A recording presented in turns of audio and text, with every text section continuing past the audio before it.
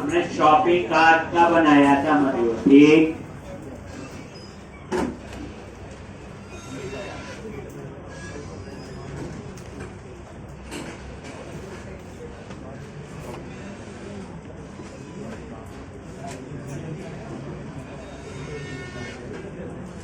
तो Google class में shopping cart table बनाया था हमने मेरे ख्याल से, ठीक।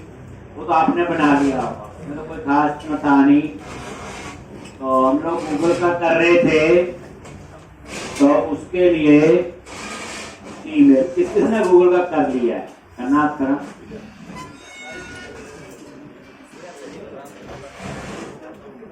देखो 5-4 बच्चों ने किया, तो बाकी भी अब तरीका पता चल गया। और एक में ही है, उसमें ऐप आईडी, ऐप सीक्रेट, उसमें सीक्रेट आईडी। तो इस तरह से हर एक में ऐसी चीजें मिलेंगी, नाम चेंज होगा, कुछ ऐसा होगा।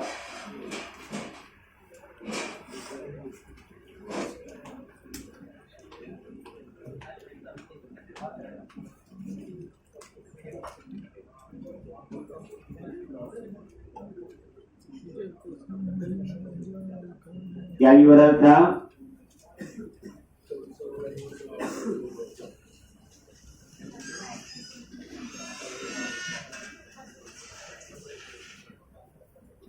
तो नया ईमेल आया था,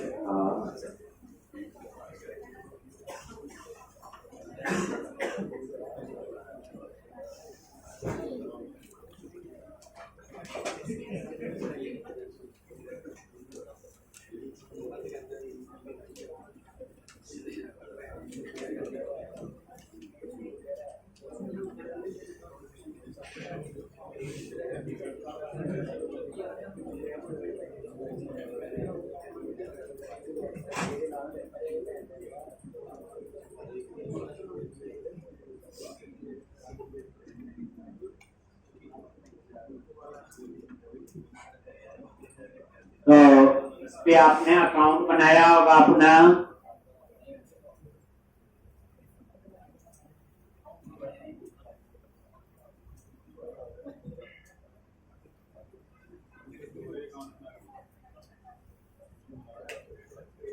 तो सबसे पहले क्या करना है, एक क्रिएट न्यू प्रोजेक्ट, यही है।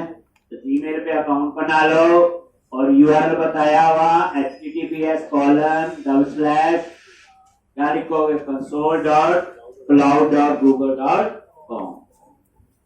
फिर जैसे उस पर लॉगिन करोगे तो ये ऐसी विंडो आपके पास आ जाएगी, और न्यू प्रोजेक्ट, और यहां प्रोजेक्ट का नेम, तो शॉपिंग प्रोजेक्ट 116 दे दिया। Then click on create.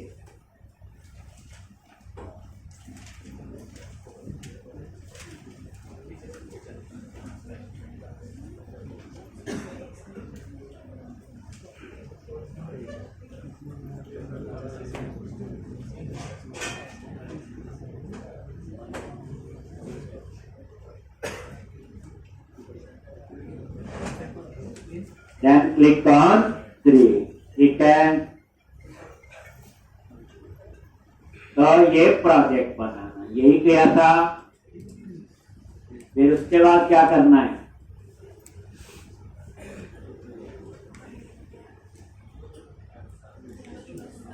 ठीक। फिर आपको गूगल की जो एपीआई है उसे इनेबल करना है। तो वो एपीआई आप लोग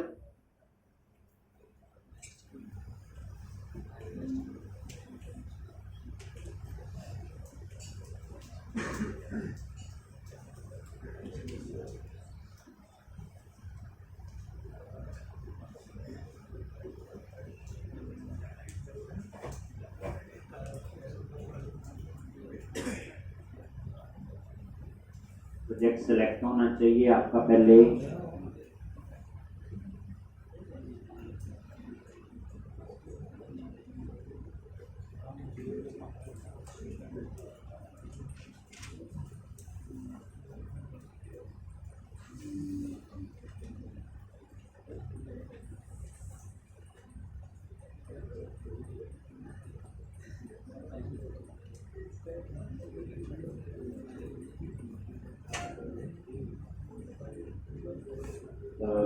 पे क्लिक करो, इनेबल एपीआई, और यहाँ नीचे आपकी गूगल प्लस, ये सोशल और उसके अंदर गूगल प्लस एपीआई, ठीक, उस पर क्लिक कर, गूगल प्लस एपीआई क्लिक किया और यहाँ पे इनेबल और ये इनेबल पे क्लिक करो।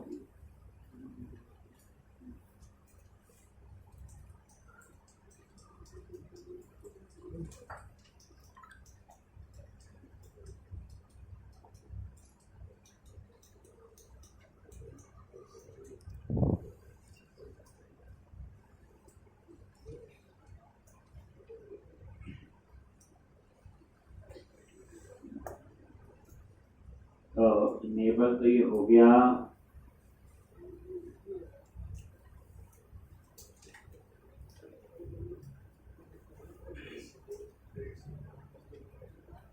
ये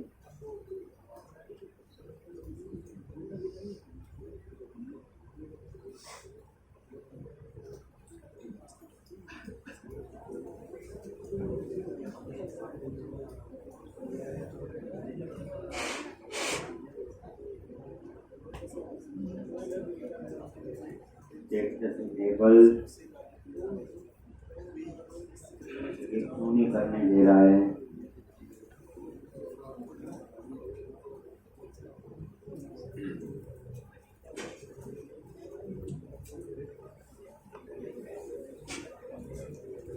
सिलेक्टेड है, एपीआई इनेबल हो गई है। अब आपने क्या करना है, यहाँ पे यही है कि यहाँ पे ओ और कंसेंट स्क्रीन इनेबल हो गई, इसमें कोई लड़ाई वाली बात नहीं, गूगल की चीज है, कई बार ये नीचे होती।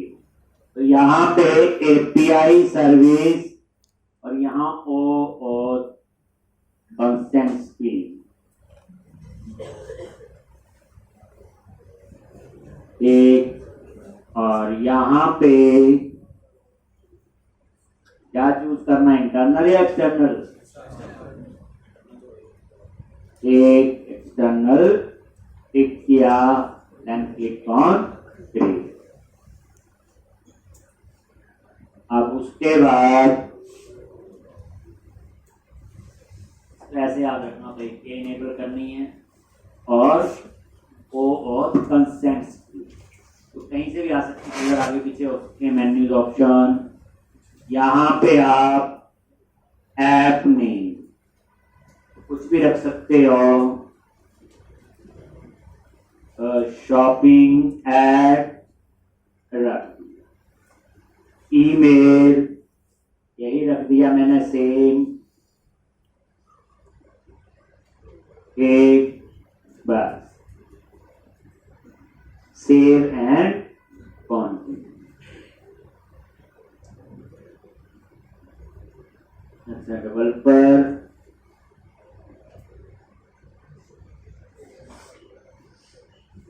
नीचे पूछा इसमें डेवलपर कॉन्ट्रैक्ट, तो यहाँ पे भी कोई ईमेल डाल दो,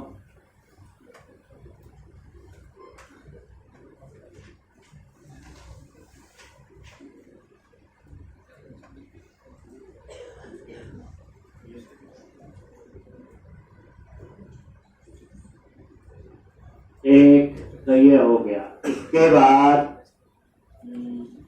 सेव एंड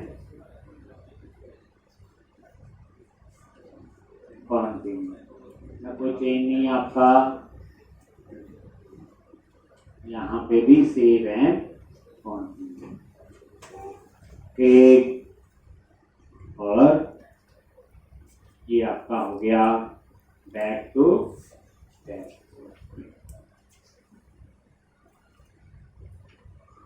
अब हमें एक स्टेप और होता है इसमें, जो क्या करना आप लोगों ने, जो हमने यूआरएल देना हो वो कहां पे देंगे, ये क्रेडेंशियल्स पे क्लिक करो पहला, एक, और यहां पे क्रिएट क्रेडेंशियल्स।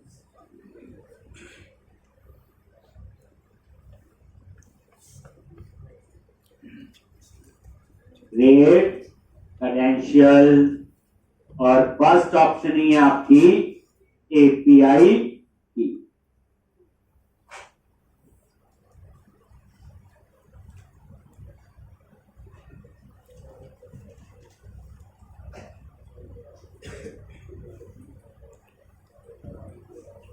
क्या चाहता है इसमें, एपीआई की है और क्या चलाया था, क्या चलाया था जिन्होंने किया हुआ,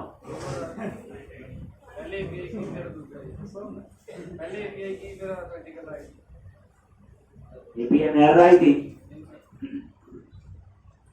ओ और क्लाइंट आईडी, क्योंकि इसमें दो चीजें ना, क्लाइंट आईडी और क्लाइंट सीक्रेट। तो देख लेते हैं इसको,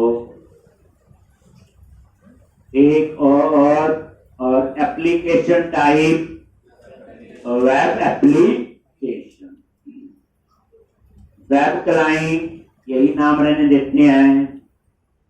एक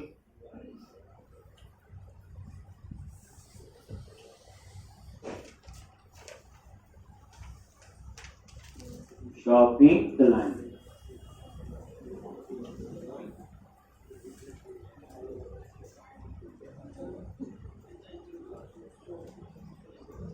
और उसके बाद ये ऑथराइज जावास्क्रिप्ट, इसमें मेरे ख्याल से झूठ नियम है,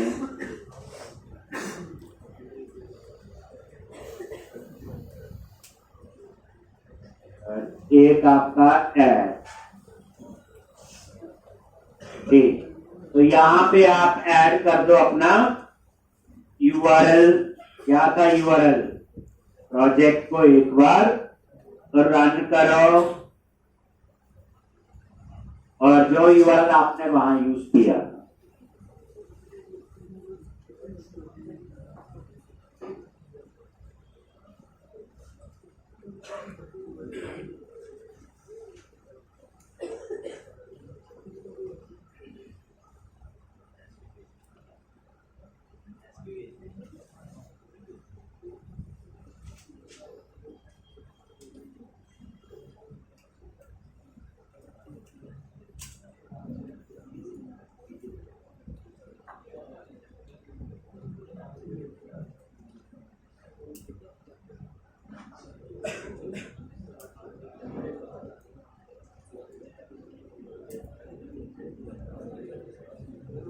तो ये यूआरएल है, और ये यूआरएल आप यहां पे लास्ट में स्लैश नहीं चाहिए, ये आपने यूआरएल यहां पे ऐड कर जो अपनी वेबसाइट का, और उसके बाद यही यूआरएल है, और स्लैश के बाद क्या लिखना है, वहां क्या लिखा था, फेसबुक आइकन साइन इन, यहां क्या लिखना है, गूगल आइकन साइन इन होता है या साइन इन आइकन गूगल होता है, हैं जी,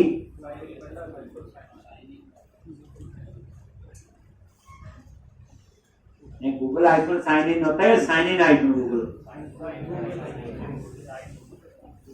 एक क्रिएट पे क्लिक कर, तो ये क्रेडेंशियल्स हमने बना ली, उसमें भी था, किसमें, फेसबुक में,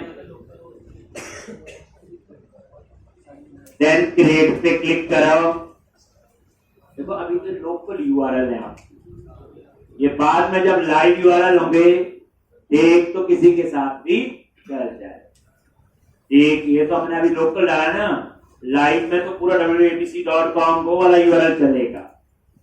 अब ये देखो, ये क्लाइंट आईडी आ गया और ये क्लाइंट, तो अब यहां से क्लाइंट आईडी कॉपी करो, बस और उसके बाद प्रोजेक्ट में गए और प्रोग्राम डॉट CS और यहां जाके ये आपका आएगा क्लाइंट आईडी और इसको क्या कर दो, अनकमेंट कर दिया। ठीक इसी तरह से क्लाइंट सीक्रेट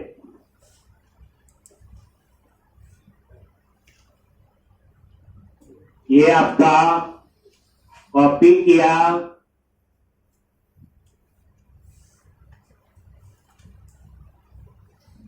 और यहां पे क्लाइंट AC, बस यही दो ऑप्शन थी जो हमें चाहिए, क्लाइंट सीक्रेट और क्लाइंट, बस। तो यहां पे इतना ही काम है गूगल का, और कोई काम नहीं। अब आपको यहां कुछ नहीं चेंज करना, ये चलेगा, वही एक्सटर्नल लॉगिन वाला पेज होगा और वही सब। तो पता चल गया क्लाउड का जो URL है console.cloud.google.com पे जाके एक अकाउंट बनाना चाहिए, उससे लॉगिन कर लो। पहला स्टेप क्या, प्रोजेक्ट बनाना, बना लोगे। दूसरा स्टेप क्या था, API को इनेबल करना। तीसरा स्टेप क्या था, वो और कंसेंट स्क्रीन जो डिटेल थी। और लास्ट स्टेप क्या था, कनेक्ट। बस ऐसे स्टेप्स रख लो, मेन्यू के ऑप्शन तो आगे पीछे हो सकती है, वो कभी भी याद नहीं हो। अब आप इसको रन करो।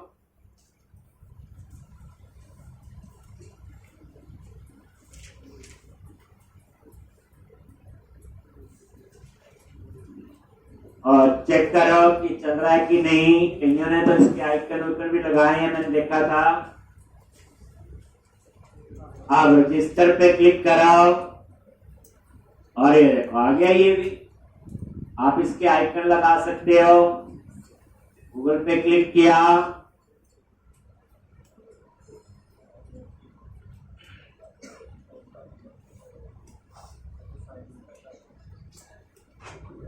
Redirect URI mismatch, sign in पहले आएगा। ठीक, ये वो है। तो यहां पे लॉगिन किया हुआ और क्रेडेंशियल में गए कहां पे, और ये शॉपिंग क्लाइंट लिखा हुआ, और इसको क्या करो, एडिट करो। और यहां पे क्या लिखना है, उल्टा कर दो, साइन इन हाइफन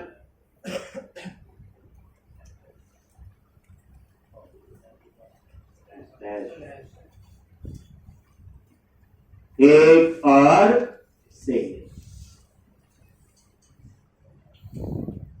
ठीक, तो ये आप ठीक कर लोगे। इसमें फेसबुक आइकन साइन इन था, थोड़ा सा।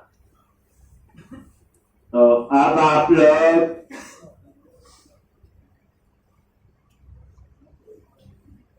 गूगल पे क्लिक किया, आ गया। अब जो भी आपका ईमेल है वो आप सिलेक्ट किया, देखो नेम आ गया और ईमेल। बाकी डिटेल आप अपनी मर्जी की भर सकते हो।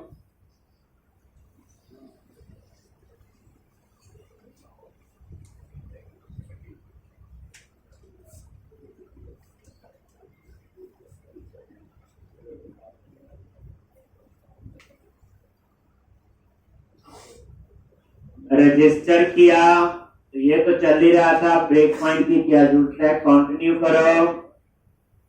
ठीक, और ये देखो लॉगिन भी हो, लेकिन इंडिविजुअल यूज। ठीक, और लॉग आउट कर। ये रहे जी। अब देखना अपने तो डेटाबेस में जाओ, कहां पे गए, एसक्यूएल सर्वर ऑब्जेक्ट एक्सप्लोरर।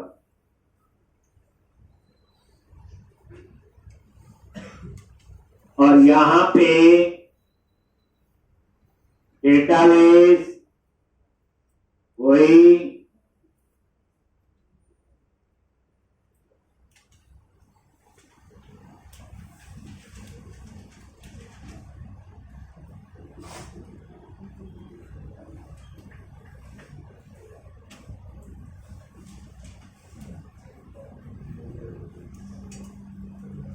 अब ASP.NET यूजर में बन गया होगा, इसको रोल भी असाइन हो गया होगा और ये यूजर लॉगिन में भी होगा। पहले आप यूजर लॉगिन ही देख लो।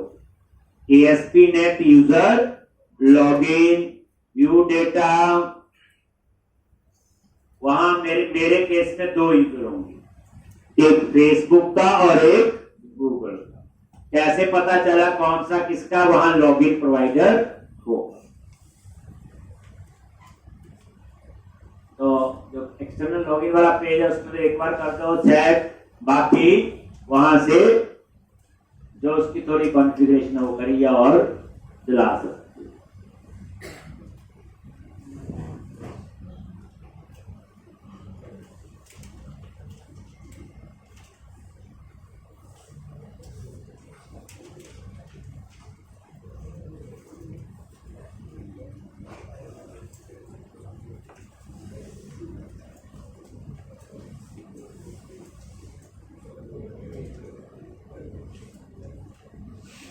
ये देखो 2 यूजर है, फेसबुक का और एक क्लियर है जी।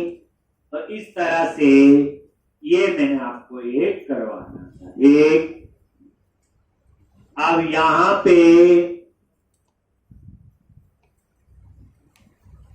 क्लियर है, एक आपने और करना है, व्यूज के अंदर गए शेयर और लेआउट। तो यहां पे है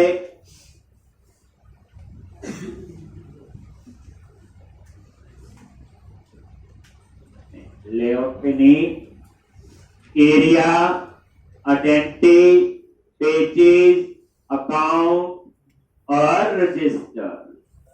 रजिस्टर में हमने क्या किया हुआ, यहां पे ड्रॉप डाउन लिस्ट तभी आएंगे अगर एडमिन, लेकिन जो हमने बाकी लॉजिक जैसे लिखा हुआ कि यूजर तो एम्प्लॉय यूजर भी बनाएगा, तो एम्प्लॉय यूजर रोल कहां से चूज करेगा, कहां से चूज करेगा?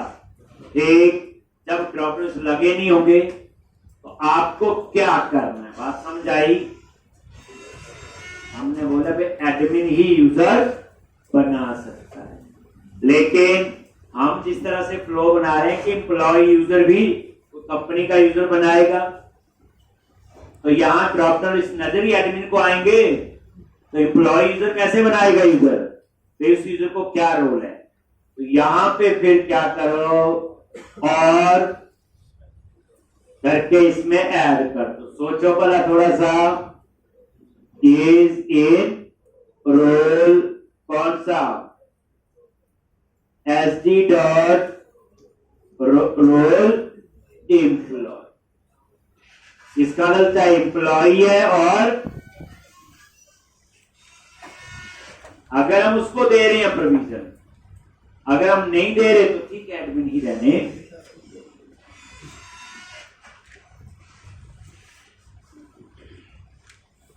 काम हमारा हो तो गूगल, और इसका मैंने बता दिया फेसबुक का, और आप लोग यूज करोगे, 5-4 बच्चों ने दिखाए हैं, आप लोग भी और सोशल नेटवर्क पे और ऐड करो। एक ट्विटर का जरूर कर लो, इंस्टा का कर सकते हैं, 2 तो आप ऐड करो कम से कम, और वहां आइकन लगाने हैं, जो आइकन ऐसे लिखा नहीं आना चाहिए। एक चलो अब हम लोग ये सारा क्लोज।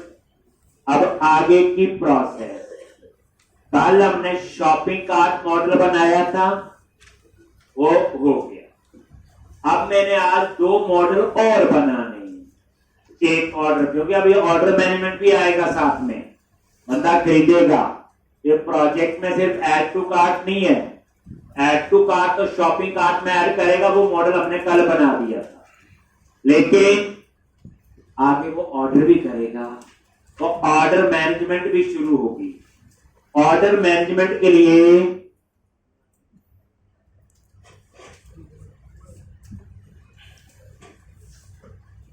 उसके लिए आप लोग क्या करते हैं? तो उसके लिए हम दो टेबल बनाएं, एक ऑर्डर हेडर और एक ऑर्डर डिटेल। पहले सोचो दो क्यों बने। देखो, एक ऑर्डर है, उसमें बंदे ने 15 आइटम खरीदी, तो ऑर्डर हेडर में डिटेल एक बार भरेंगे, ऑर्डर डिटेल में 15 बार भरें। आप पहले सोचो, एक मार्केट से आप कोई सामान खरीदते हैं 5-7 आइटम, बिल देते हैं, उसमें कौन सी डिटेल है जो एक बार लिखी होती? बिल नंबर, बिल डेट, किसके नाम का बिल, उसका नाम, एड्रेस उड्रेस, और नीचे ग्रांट हो पूरे बिल का, ये एक बार लिखा होता ना। लेकिन उस बिल में उसने क्या क्या मंगवाया? सीरियल नंबर 1, ए आइटम, ये प्राइस, ये क्वांटिटी और ये amount. Serial number 2, B item, ये प्राइस है, क्वांटिटी और amount. Serial number 3, serial number 4, serial number, ऐसे होता है। तो वो डिटेल तो बार बार लिखी जाएगी, ठीक। तो जो डिटेल बार बार लिखी जाएगी वो हम स्टोर करेंगे ऑर्डर डिटेल, और जो एक बार लिखी जाएगी वो स्टोर करेंगे ऑर्डर हेडर। अगर हम ऐसा नहीं करते हैं, मान लो एक ही मॉडल बनाते हैं, तो खुद सोचो, एक ऑर्डर में किसी ने 6 आइटम मंगवाई है, तो 6 बार बिल नंबर आएगा, 6 बार डेट आएगी, 6 बार जिसने ऑर्डर दिया उसका नाम आएगा, उसका एड्रेस, ये सारा। वो डुप्लीकेसी हो जाएगी, फिर वो डाटाबेस नॉर्मलाइज नहीं होगा। इसलिए हम लोग यहां पे कितने मॉडल बनाएंगे? तो पहले सोचो, ऑर्डर हेडर में क्या होगा? ऑर्डर हेडर आईडी होगा एक अपना, किसने ऑर्डर दिया, that is application user ID होगा, किस डेट को ऑर्डर दिया वो आएगा, ठीक।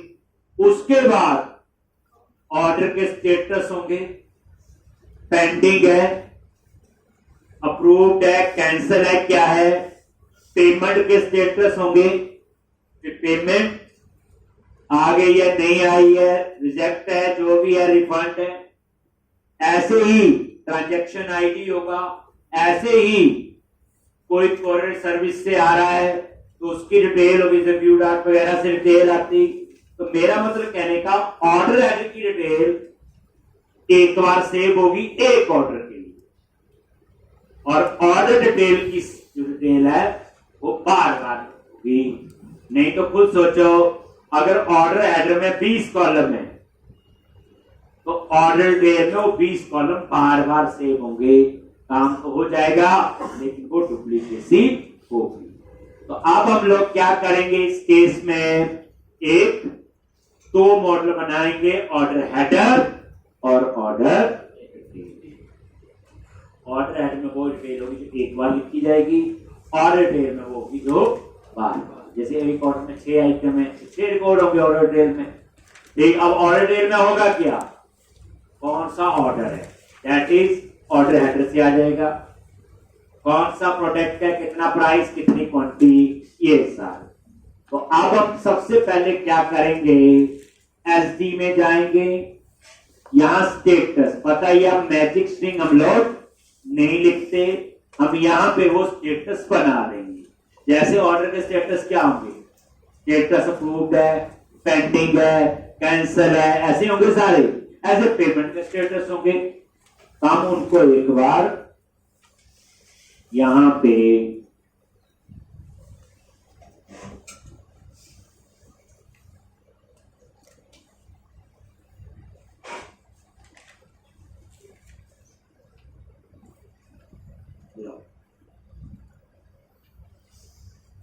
ये लिख लो, उसी क्लास में एसडी क्लास के अंदर कांस्टेंट है, पता ही है, ये कहीं पे भी चेंज नहीं। तो एसडी के अंदर ही लिखो, जैसे ऑर्डर स्टेटस क्या क्या, पेंडिंग है, अप्रूव्ड है, प्रोसेसिंग है, शिप्ड है, कैंसल्ड है और रिफंडेड है। तीन ऑप्शन बताने की जरूरत नहीं चाहिए क्या इसका मतलब, ठीक। ऐसे पेमेंट पेंडिंग है, अप्रूव्ड है, पेंडिंग स्टेटस, डिले और रिजेक्टेड, रिजेक्ट हो जाएगा। डिले उसी केस में होगी जब कंपनी ऑर्डर दे रही, कंपनी का यूजर, क्योंकि कंपनी का यूजर एक बुक थोड़ी खरीदेगा, वो तो 500 बुक्स मंगवाएगा और उनके साथ क्रेडिट उधार चलता है कि पैसे हम 1 महीने बाद देंगे, उसका स्मेल थोड़ा सा अलग होगा। पहले ही लिखो, फिर देखो।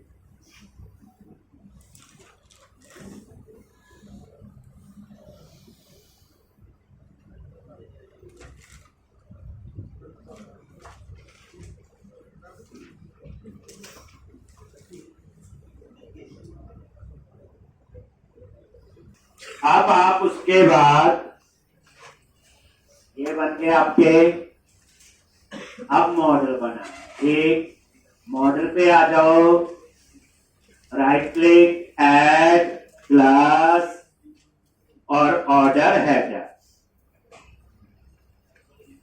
ऑर्डर हेडर ये, और यहां पे वही पर, तो ये तो आईडी तो होगा ही। तो इस तरह से क्या क्या कॉलम होंगे,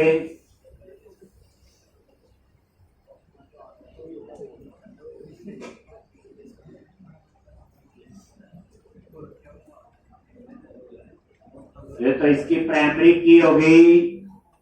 आप ये देखो, ये फॉर्म की एप्लीकेशन यूजर आईडी, जिस यूजर ने लॉगिन किया, जिसने ऑर्डर दिया, मतलब कहने का ये। एक ऑर्डर डेट, किस डेट का ऑर्डर, शिपिंग डेट, अब देखो ऑर्डर कब हुआ, शिप कब हुआ, पता ना ये, और ऑर्डर टोटल। एक, अब ये डिटेल एक ऑर्डर में एक बार ही भरी जाती है, बार बार नहीं। अब उसके बाद तो order ID, order date, user ID आ गया, किसने ये ऑर्डर दिया, ऑर्डर टोटल एक। अब यहां पे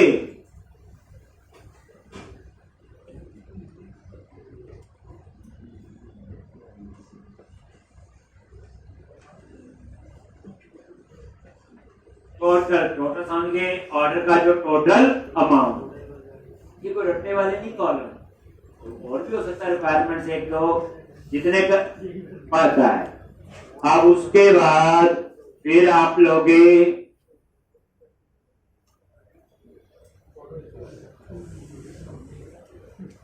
ये कॉलम, पहली बार सोचना होता है, फिर तो कोई बात नहीं। ट्रैकिंग नंबर, कैरेट सर्विस पता ही है, जैसे होता क्या है इसमें, जैसे ऑर्डर है, ऑर्डर कम कर देते हैं अमेजोन वगैरह पे, फिर ट्रैक करते रहते हो ऑर्डर कहां पहुंचा क्या है, ये वही आएगा ट्रैकिंग नंबर। और कॉरियर सर्विस ब्लू डार्ट से आ रहा है, किससे आ रहा है, ठीक। और उसके बाद ऑर्डर स्टेटस, ये पेंडिंग है जो स्टेटस सारे उनमें से आएगा। पेमेंट स्टेटस उसमें से ही आएगा। पेमेंट डेट, अगर पेमेंट आ गई है तो पेमेंट की डेट भी होगी।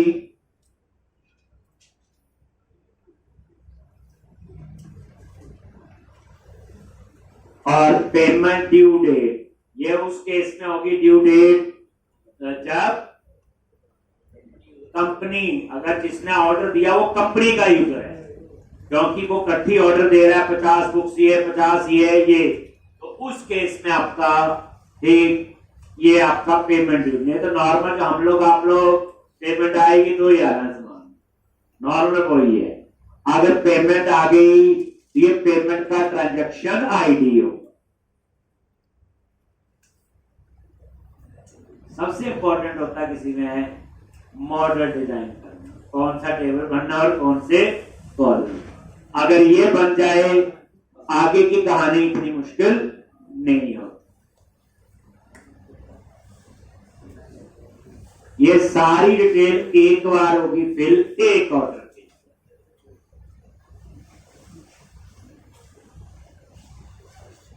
अब यहां पे डिलीवरी एड्रेस भी होगा नहीं होगा? देखो एक एड्रेस वो हो गया जिस यूजर ने लॉगिन किया, तो उसमें हम डाला हुआ उसका name, street address, state, city, postal code, phone number.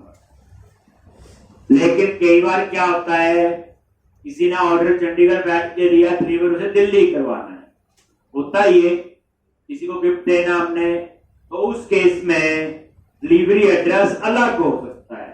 इसलिए उसके बाद ये सारे वही हैं। और देखो name, street address, city, state, postal code और फोन नंबर। ठीक, तो ये सारे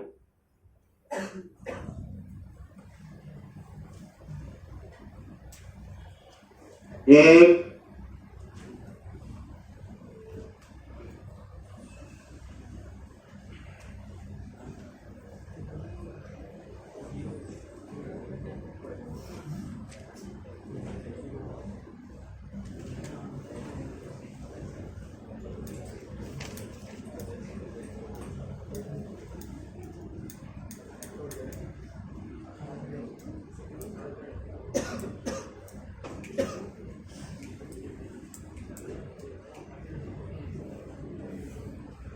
ये डिलीवरी एड्रेस। अगर मान लो डिलीवरी एड्रेस सेम है, जिसने लॉगिन किया तो सेम आ जाएगा। अगर डिलीवरी एड्रेस अलग से है तो यहां पे अलग से है। तो आप ये देख लो,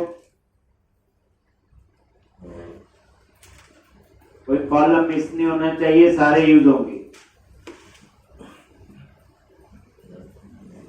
किसी भी एप्लीकेशन में डाटाबेस डिजाइन सबसे इंपॉर्टेंट होता है। अगर डाटाबेस ठीक नहीं डिजाइन है, बाकी तो हमें आ ही गया।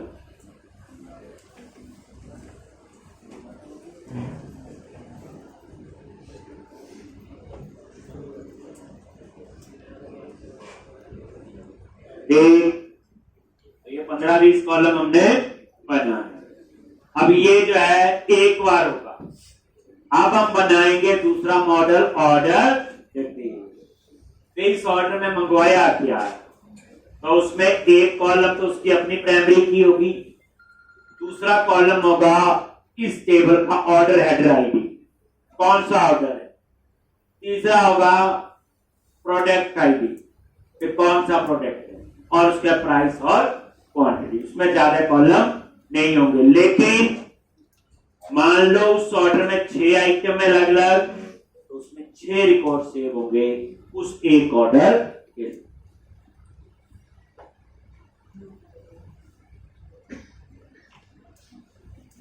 लिख लिया ये।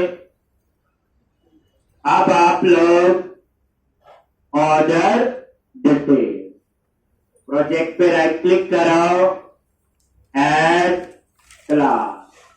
लिख लिया ये आप लोगों ने।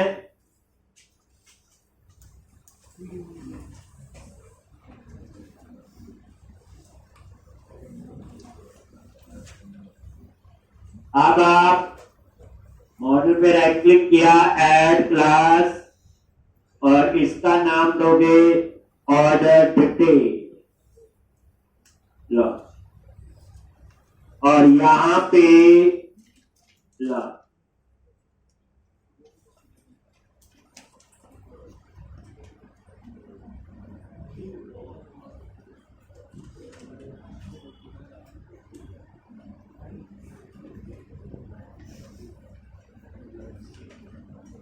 तो ऑर्डर डिटेल।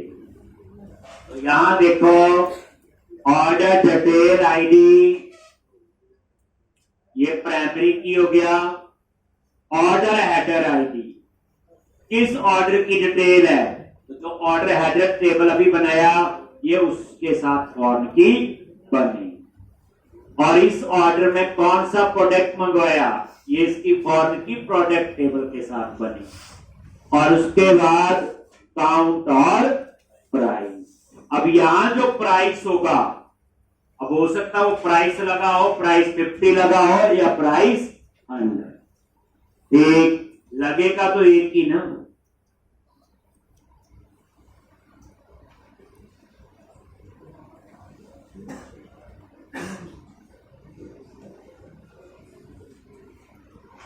इन दोनों को कहां ऐड करेंगे, एप्लीकेशन डीबी कॉन्टेक्स्ट में माइग्रेशन ऐड और अपडेट डाटा। उसके बाद इन दोनों की क्या बनाएंगे, repository, I order header repository, I order detail repository.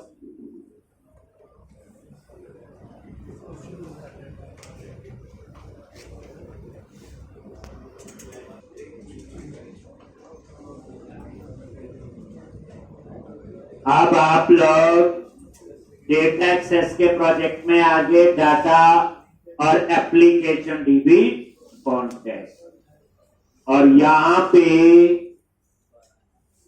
बस क्या लिखना है, ऑर्डर हेडर, और यहां पे ऑर्डर हेडर्स, और यहां पे ऑर्डर डिटेल्स, और यहां पे आपका order detail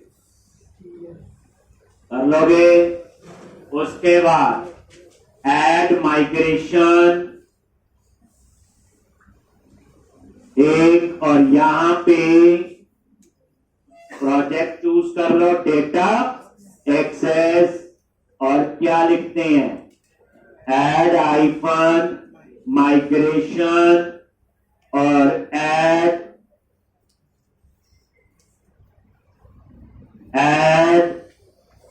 order header order detail model.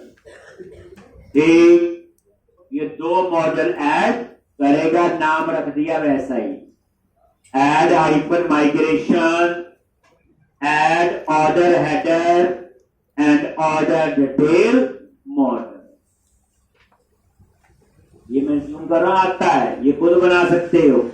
सिर्फ आपको यही बताना जरूरी था कि मॉडल कौन से बनने और कौन से उसके नियम बने। ये देख लो, ये ऑर्डर हेडर अपने कॉलम है, और ये उसकी, ये देख लो कौन सी प्राइमरी की बनेगी और फॉरेन की, ये देखो। तो इसमें ऑर्डर हेडर में आईडी प्राइमरी की और ये फॉरेन की, ऑर्डर डिटेल में एक आईडी प्राइमरी की और दो फॉरेन की बनेगी, एक ऑर्डर हेडर के साथ और एक प्रोटेक्ट के साथ। बस उसके बाद क्या करना है, एक क्या लिखोगे, अपडेट हाइफन डेटा बेस, और ये डाटाबेस आपका बन जाएगा।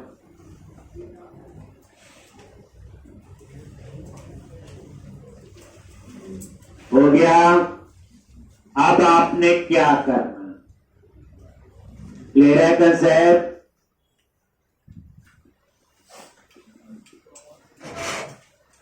एक तो ये आपके टेबल बन। अब हम इसकी क्या बनाएंगे, रिपोजिटरी। ये हम उसी स्पीड से हमें चीजें आती है। आई रिपोजिटरी पे ऐड किया क्लास इंटरफेस, और इसका नाम होगा आई ऑर्डर हेडर रिपोजिटरी। एक आई ऑर्डर हेडर रिपोजिटरी, एक, और यहां पे किसको, आई रिपोजिटरी, और क्या लिख दो, ऑर्डर हेडर। अब इसी तरह से एक रिपोजिटरी पे राइट क्लिक किया, ऐड क्लास, और क्या नेम है, ऑर्डर हेडर रिपोजिटरी, और यहाँ पे पब्लिक, और क्या इनहेरिट करोगे, रिपोजिटरी ऑर्डर हेडर, और कॉमा देके एक, और यहां पे private read only application dB context constructor में गए, और एप्लीकेशन डीबी कॉन्टेक्स्ट, और यहां पे और साथ ही पास कर दिया बेस क्लास।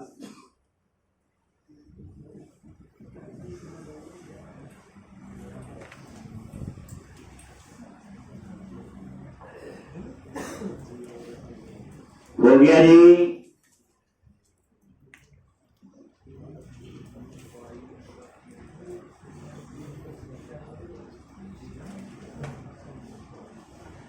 एक अब इसी तरह से आप बना दो ऑर्डर डिटेल। तो यहां पे आई रिपोजिटरी पे राइट क्लिक किया, ऐड क्लास इंटरफेस, और इसका नाम क्या होगा, I order detail, I order detail repository, और यहां पे आई रिपोजिटरी ऑर्डर डिटेल, फिर उसके बाद इसका क्या बना दो, क्लास, ऐड क्लास, और यहां पे आई या ऑर्डर डिटेल रिपोजिटरी, ये कर लेना आप सारे, रिपोजिटरी, क्या लिखना है यहां पे, ऑर्डर डिटेल कॉमा एक, और यहां पे private read only application dB context constructor, और यहां पे एप्लीकेशन डीबी कॉन्टेक्स्ट, यहां पे ये, और ये आपने बेस लॉज। आप देख लो क्या फायदा रिपोजिटरी का, कितना टाइम लगा। आपको सिर्फ ये डिसीजन होना चाहिए कि मॉडल कौन से बनना है। आप ये अंदाजा लगा लो, एक प्रोजेक्ट बनाना है तो डाटाबेस की सबसे ज्यादा पावर है। अगर आप डाटाबेस नहीं ठीक डिजाइन तो सीखिए होगा कि कितना टाइम लगा। अब उसके बाद यूनिट वर्क में ऐड करो यार, बाकी अपना फिर जीयूआई पे काम करते रहेंगे और कॉल करते रहेंगे। एक पहले से एज ए फ्रेशर जाओगे कहीं पे, आपसे नहीं डाटाबेस बनवाएंगे, उनको पता कि आपने कैसा बनाना है। एक हाँ, जो डाटाबेस बनाया उसको समझना आपका ही काम है, फिर उसके हिसाब से आगे काम करना वो आपकी जॉब है। उन्हें बोला जी ये 50 मॉडल बनने हैं, कौन से बनने वो डिसाइड, लेकिन क्यों बने हैं तो समझाई जाते, पढ़ते हो गए। एक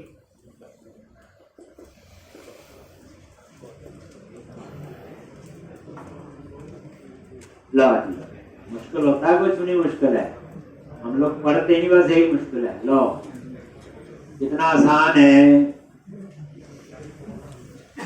यही बात तो हम टाइपिस्ट ही बन जाते हैं ना करने के बाद। क्या लिखना है यहाँ, आई ऑर्डर, ये ऑर्डर एक, फिर आई ऑर्डर डिटेल, इसका पता है कितनी बार में कोड हो गया ये, आपको कोई अभी बोले ना कि हाँ आपके प्रोजेक्ट में 100 मॉडल बनने हैं और आप पूरा बनाओ, आप 1 घंटे में बना बनू के दे दो, लो जी चार। देखो जेनेरिक रिपोजिटरी है तो यही कॉपी पेस्ट कर दो, उसका कोई लेना देना नहीं है। वहां पे बस आई रिपोजिटरी कॉपी है, रिपोजिटरी कॉपी, और सीधे 100 मॉडल बनाने, जितना टाइप करने में टाइम लगेगा, और उसके बाद सीधा ये जो बनाए हैं आई ऑर्डर एड्रेस बना के यूनिवर्सिटी। आप बोलो आगे क्या करना। ठीक, आप बोलोगे प्रोजेक्ट तो बड़ी फास्ट बनते होंगे कंपनी में। ठीक, मैंने बताया जो छोटी कंपनी होती हैं वहां पे तो सिर्फ एक ही मोटिव होता है, क्लाइंट को प्रोजेक्ट डिलीवर होना चाहिए, पैसे आने चाहिए, तो जैसे मर्जी बनाओ। लेकिन जब भी आप ठीक कंपनी में जाते हैं वहां पे ऐसा नहीं चलता, वहां प्रॉपर आर्किटेक्चर में काम होता है। आप देख लेना कई कंपनी पीछे प्लेसमेंट होती है, आप सिर्फ प्रोजेक्ट एक्सप्लेन कर दो ढंग से, बस कौन चीज क्यों ली है, बाकी वो कुछ नहीं पूछेगा। ठीक, उसको पता होगा कि इतना कर लिया आता है। ठीक, इसलिए मैं कहता हूं प्रोजेक्ट 2 बार बनाओ, 3 बार बनाओ। 3 बार तो वैसे सबका चाहिए, बनना ही चाहिए। 5 बार वाले तो एक्सपर्ट हैं। ठीक, लो तो अब यहाँ पे यूनिट ऑफ आगे यहाँ पे और यहाँ पे लो जी क्या लिखना है, आई ऑर्डर हेडर और ऑर्डर, फिर I order detail, order detail. लिखा वही है, 2 बनाओ, 200 बनाओ, और उसके बाद यहां पे ऊपर क्या लिखोगे, ऑर्डर डिटेल, क्या लिखोगे, ऑर्डर हेडर। लो तो खत्म हो गया, कल लाओ और क्या करना। कल हम लोग शॉपिंग कार्ट वाली साइड में आएंगे।